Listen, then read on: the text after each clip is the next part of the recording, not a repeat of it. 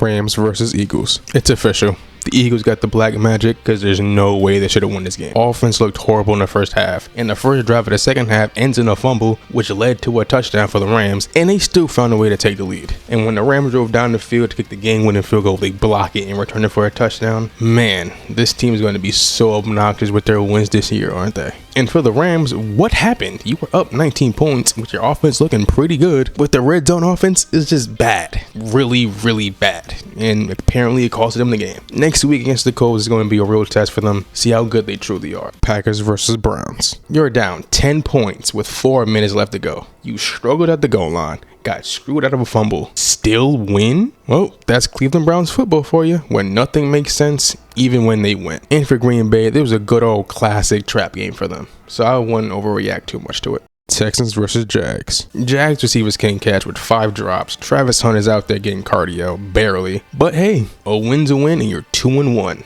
Somehow. But CJ Stroud still running like a track star, and those 3 fourth quarter turnovers were really costly. 0-3 is really rough for Houston, especially because all 3 games were winnable, and it might be time to have some uncomfortable conversation about Bobby Slowick, because he went from head coach candidate to possibly fired in 2 seasons. That's crazy to me. Falcons versus Panthers. Atlanta, not only did you get shut out, but to the Panthers? A team that, let's be honest, isn't the greatest team, not even in their own division. But Zach Robinson is definitely a war criminal and should be fired. Or maybe it's time to give QB change. Might be time for Kirktober. And for Carolina, maybe the second half of the Cardinals game was a sign to come. Offense looked good. Defense caused Michael Penix Jr. to get benched. Good job, Carolina. Keep this up and you just might win 5 games. Colts versus Titans. I guess they're legit. They beat the Dolphins week 1, but turns out the Dolphins just suck. Barely beat the Broncos in week 2 thanks to a stupid leverage penalty. And now you blow out the Titans? Granted, they aren't the best teams in the league, but they are still winning with Indiana Jones, or just a fire name,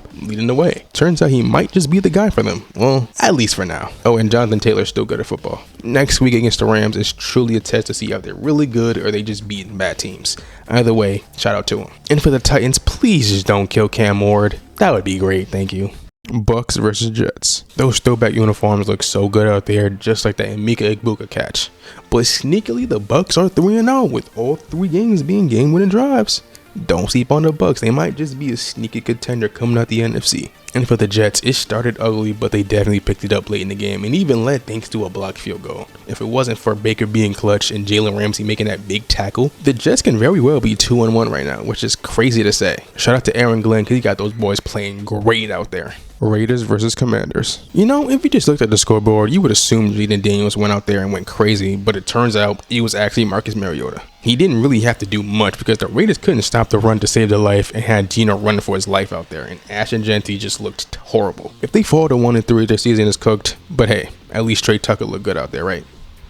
Steelers versus Pats. There's gotta be a Butterfinger epidemic over there in New England because 4 fumbles in 1 game is nuts. Too bad the Steelers couldn't capitalize off all of them, but at least for the second time this year, the defense has made big plays when it matters. With Aaron Rodgers passing Brett Favre on the all-time touchdown list, hopefully that's the only list Aaron Rodgers passes Brett Favre on. Bengals versus Vikings. I knew the Bengals were cooked after Joe Burrow went down and then Jake Browning proceeded to throw 3 interceptions in the same game. But at least I thought they'll be somewhat competitive, especially against this Viking team that looked horrible last week against the Falcons. But 48-10? Jesus Christ, Cincy, what happened? Your defense always sucked and now your offense?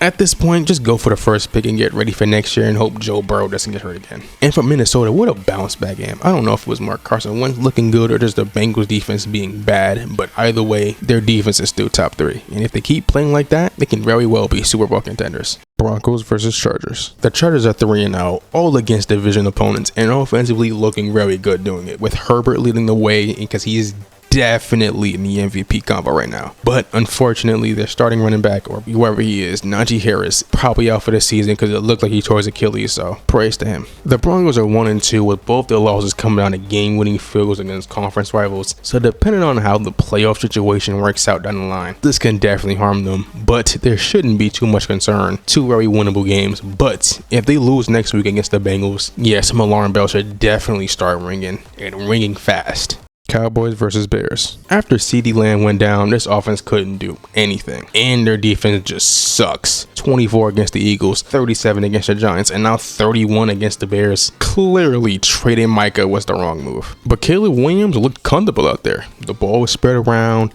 and we saw a lot more Johnsonisms as well. I'm not ready to say they're truly good, but at least they show signs of being a good offense. At least against the Cowboys anyway, which isn't saying a lot. Saints versus Seahawks. After the first quarter, this game was over. Rattler clearly isn't the guy. Your rookie quarterback you drafted hasn't played a snap yet, so I assume he isn't the guy either. Your special teams is garbage, and your defense is led by an old Cameron Jordan and Mario Davis. Honestly, I don't know what they can really do. Go for the first pick and hope for the best, I guess? And for my Seahawks, they look great on all three sides of the ball. They kind of coasted a little bit in the second half because they put up 30 points, so I won't go too hard on them. But Thursday night is a big division game against the Cardinals, so they should have momentum going into it.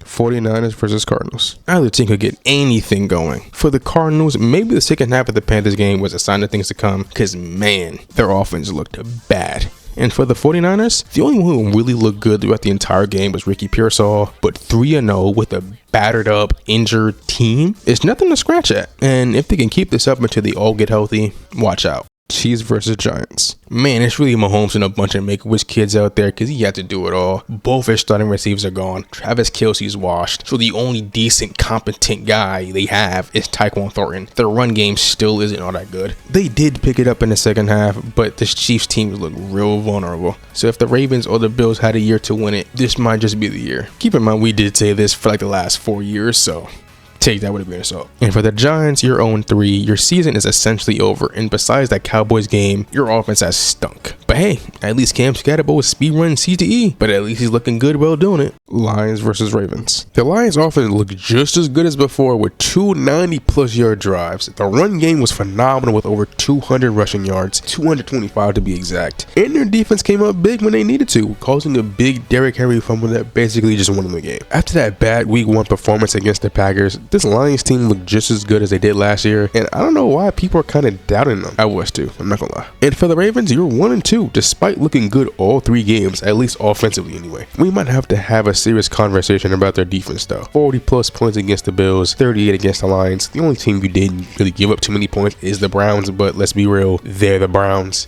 And with both your losses coming down to Derrick Henry of all people fumbling the ball, let's just say it's not looking the greatest. And with them playing the Chiefs next week, it might low-key be a make or break game for them. Because if they lose and they start off 1-3, especially when you have a team like Indy that's 3-0, the Chargers are 3-0, Bills are 3-0. Now, I'm not saying they're going to miss the playoffs or anything because their division sucks. However, in terms of playoff and Super Bowl aspirations, I'm not going to be too high on them. The game of the week clearly goes to Seahawks versus Saints. I don't think there's any debate about it, with the worst game unironically going to 49ers versus Cardinals.